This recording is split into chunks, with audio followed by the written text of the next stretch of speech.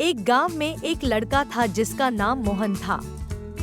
मोहन को नई नई चीजें खोजने और हर जगह घूमने का बहुत शौक था।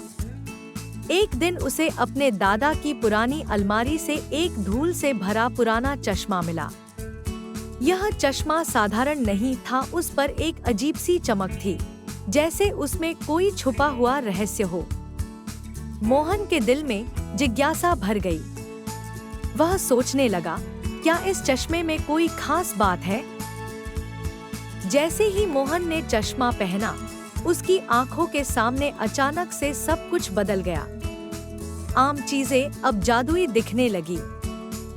उसने देखा कि उसके बगीचे के पेड़ की पत्तियां हरे रंग की नहीं, बल्कि नीले और सुनहरे रंग में चमक रही थी। पक्षी गीत नहीं गा रहे थे, बल्कि उससे बात करने की कोशिश कर रहे थे। तभी एक चिड़िया ने उसे कहा, इस चश्मे के साथ तुम्हें रहस्यमय झील तक जाना होगा। लेकिन याद रहे, तुम्हें झील की सच्चाई तभी दिखेगी जब तुम में साहस होगा।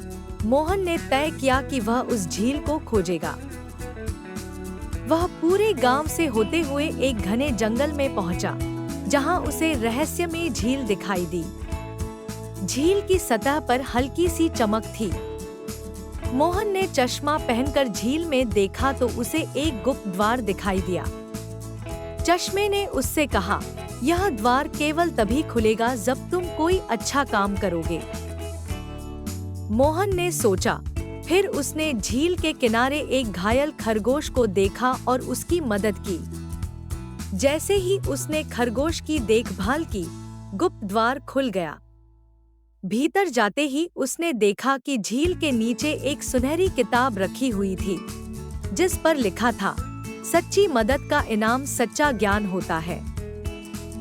उस दिन मोहन को समझ में आया कि चश्मे की असली ताकत किसी जादू में नहीं, बल्कि दूसरों की मदद करने और सच्चे दिल से काम करने में थी।